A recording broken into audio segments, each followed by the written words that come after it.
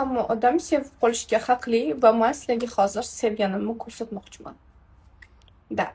Bekorga men istoriyani qip-qizil qilib qo'ymadim, chunki menga bu judayam yoqdi. Chunki narxi Chanelga nisbatan byudjetli.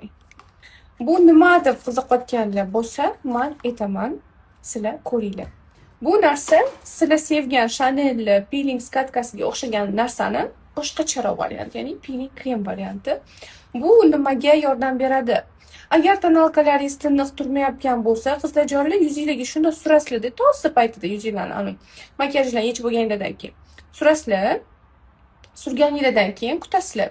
Kutganingizdan keyin bitta ishqalasanglar, qizlar. Mana, qaranglar. Mana.